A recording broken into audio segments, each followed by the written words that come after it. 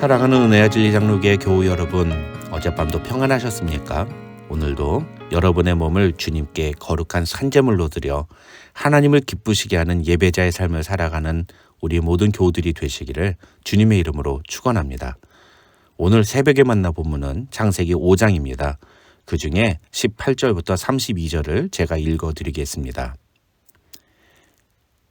야렛은 162세에 에녹을 낳았고 에녹을 낳은 후 800년을 지내며 자녀들을 낳았으며 그는 962세를 살고 죽었더라. 에녹은 65세에 무드셀레를 낳았고 무드셀레를 낳은 후 300년을 하나님과 동행하며 자녀들을 낳았으며 그는 365세를 살았더라.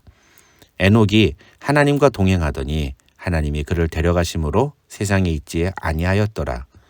무드셀레는 187세에 라멕을 낳았고 라멕을 낳은 후 782년을 지내며 자녀를 낳았으며 그는 969세를 살고 죽었더라.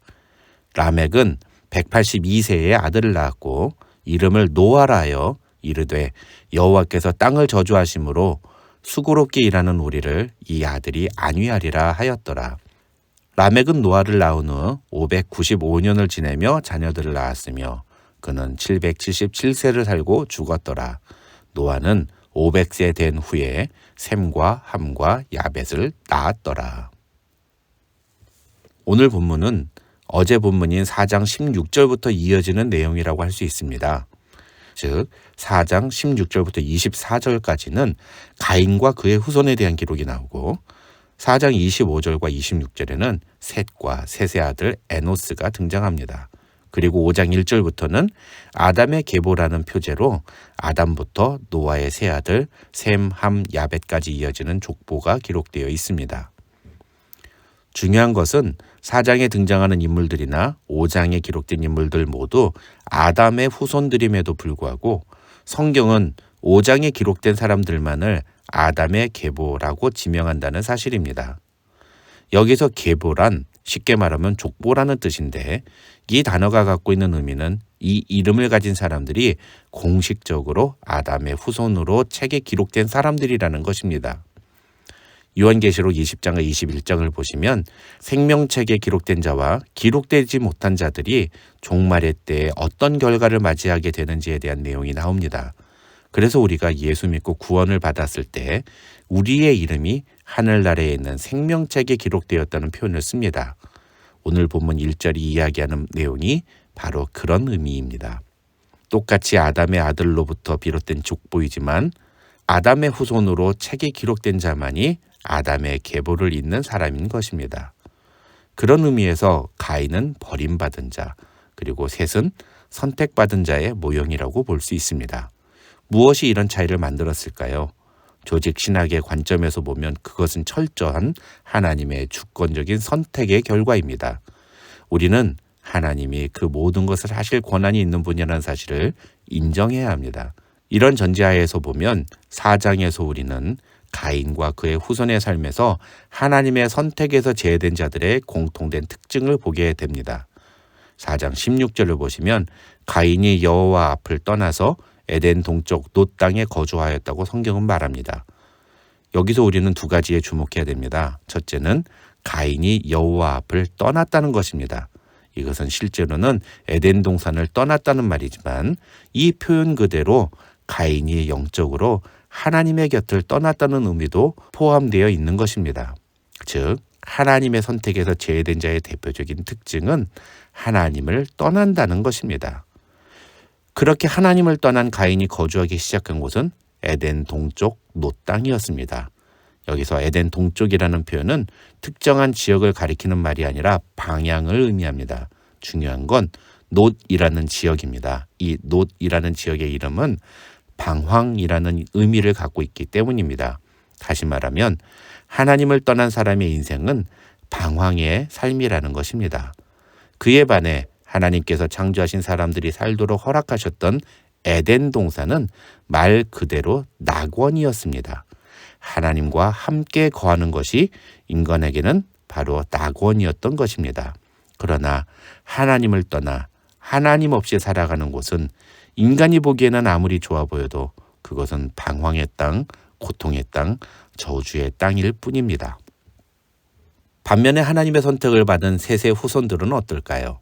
4장 26절을 보시면 셋도 아들을 낳고 그의 이름을 에노스라 하였으며 그때 사람들이 비로소 여호와의 이름을 불렀더라고 성경은 기록하고 있습니다. 여기서 우리는 한 가지 이해하고 넘어가야 할 부분이 있습니다. 이 4장 26절에서 여호와의 이름을 부른 사람들이 과연 누구냐 하는 것입니다. 이것은 어떤 불특정한 사람들을 의미하는 것이 아니라 바로 아담과 셋, 에노스로 이어지는 아담의 가족을 의미한다고 볼 수 있습니다. 즉 하나님을 떠난 가인은 하나님 없는 방황하는 삶을 살았지만 하나님의 택하심을 입은 셋과 에노스로 이어지는 아담의 가족은 그때부터 비로소 하나님을 부르며 예배자의 삶을 살아갔다는 것입니다. 그리고 그러한 예배자의 삶이 5장에 기록된 아담의 계보를 통해서 이어졌다는 것이 오늘 본문이 우리에게 제시하는 중요한 메시지인 것입니다. 창세기 5장에는 총 13명의 이름이 등장합니다. 그 중에 노아의 아들들인 셈, 함, 야벳의 이름을 제외하면 아담부터 노아까지 총 10명의 이름이 등장합니다. 물론 4절을 보시면 아담은 셋을 낳은 후에 800년을 지내며 자녀들을 낳았다고 성경은 말합니다. 그러니까 아담이 낳은 자녀는 가인과 아벨 그리고 셋이 전부가 아니란 뜻입니다. 그러나 말씀드린 것처럼 이 족보는 아담이 낳은 모든 자녀들의 이름을 보여주는 것이 아니라 특별한 목적에 의해 하나님께서 선택하신 자녀들의 이름이 기록되어 있는 것입니다. 그 사람들이 아담을 포함하여 총 10명인 것은 성경에서 완전함과 전체를 상징하는 10이라는 숫자에 의도적으로 맞춘 것이라고 학자들은 설명합니다. 또한 이 족보는 하나님께서 아담을 지으시고 그에게 주신 명령을 아담이 충실히 이행하고 있었음을 보여주는 증거라고 할 수 있습니다. 창세기 1장 28절에서 하나님은 아담에게 생육하고 번성하여 땅에 충만하라고 명령하셨습니다. 오늘 본문에서 아담의 후손들이 자녀들을 낳았다는 사실을 반복적으로 기록하고 있는 것이 바로 그런 의미라는 것입니다. 반면에 이 족보는 또한 결국 범죄한 인간은 죽음이라는 죄의 결과를 마주할 수밖에 없는 운명이 되고 말았음을 보여줍니다. 사실 930세를 살았던 아담을 비롯하여 이 족보에 등장하는 10명의 인물들 가운데 900세 이상을 살았던 사람이 모두 6명이나 됩니다. 895세를 살았던 마할랄렐까지 900세라고 보면 총 7명이 900세 이상을 산 사람들입니다. 나머지 3명은 365년을 살다가 죽지 않고 하늘로 올라간 에녹과 777세로 죽은 노아의 아버지 라멕 그리고 노아뿐입니다. 900세를 살았다는 것이 상상이나 가십니까?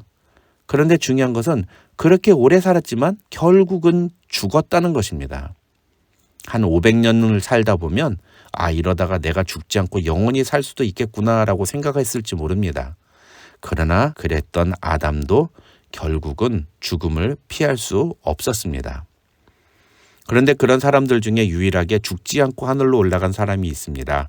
바로 에녹입니다. 24절을 보시면 성경은 에녹이 하나님과 동행하더니 하나님이 그를 데려가심으로 세상에 있지 아니하였더라고 기록합니다.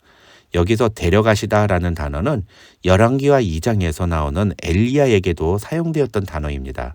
다시 말해서 하나님은 엘리야를 데려가셨던 것처럼 에녹도 살아있는 상태에서 하늘로 들어 올리셨다는 겁니다.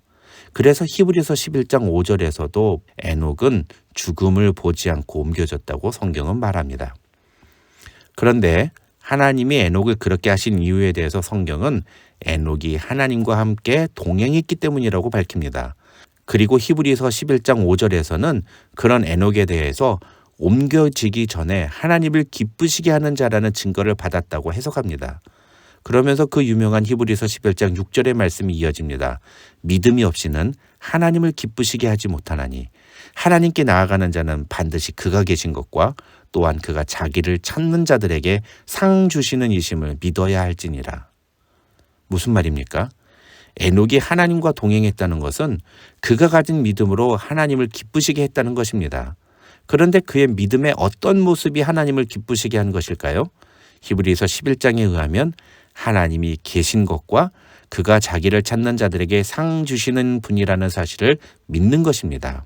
다른 말로 하면 에녹은 하나님이 반드시 계시다는 사실을 믿었고, 그래서 매일 매 순간마다 하나님을 찾고 바라보고 구했다는 겁니다. 바로 이 지점에서 우리는 창세기 4장 26절로 돌아가야 하는 겁니다. 그때의 사람들이 비로소 여호와의 이름을 불렀더라는 이 믿음의 고백은 아담과 셋과 에노스뿐만 아니라 에녹과 에녹의 증손자라 할 수 있는 노아에게까지 이어졌던 것입니다.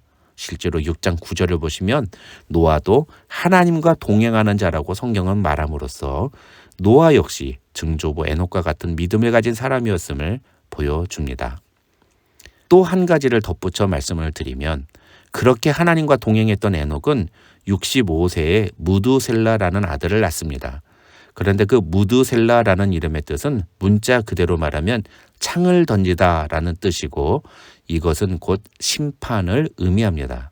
중요한 건 무두셀라는 969세라는 인류 역사상 최고로 오래 살았던 사람인데, 그의 죽음이 노아의 홍수 때와 거의 일치한다는 사실입니다. 반면 무두셀라의 아들인 라멕은 자신의 아들의 이름을 안식과 위로라는 의미를 가진 노아라고 지었는데, 29절을 보시면 라멕이 자기 아들을 노아라고 지은 이유를 여호와께서 땅을 저주하심으로 수고롭게 일하는 우리를 이 아들이 안위, 즉 안식하게 할 것이라는 의미로 지었다고 성경은 말합니다. 다시 말해서 라멕은 할아버지 에녹 때부터 예언되어 오던 하나님의 심판이 아들 노아 때에 일어나고 그 아들을 통해 이 땅이 다시 회복될 것임을 믿음으로 바라보았다는 것입니다. 결론적으로 오늘 본문은 우리에게 하나님과 동행하는 믿음의 삶을 이어갔던 아담의 후손들의 모습을 보여주고 있는 것입니다. 그리고 이것은 앞에서는 가인의 후손들과 그리고 뒤에서는 하나님을 한탄하고 근심하게 만든 사람들의 모습과 대조되는 것입니다. 사랑하는 은혜와 진리 장로교회 교우 여러분, 과연 우리는 어떤 삶을 살고 있습니까? 우리는 정말로 하나님과 동행하는 삶을 살고 있습니까? 우리는 세상과 뚜렷이 구분된 삶을 살고 있습니까? 우리의 자녀들은 정말 믿음의 길을 걸어가고 있습니까? 우리의 자녀들이 그 믿음의 길을 걸어가도록 우리도 믿음으로 하나님을 기쁘시게 하고 있습니까? 오늘 말씀이 우리에게 이것을 질문합니다. 이 질문으로 우리의 믿음을 돌아보고 하나님께 분명한 믿음의 대답을 올려드리는 우리 귀한 성도들이 되시기를 주님의 이름으로 축원합니다.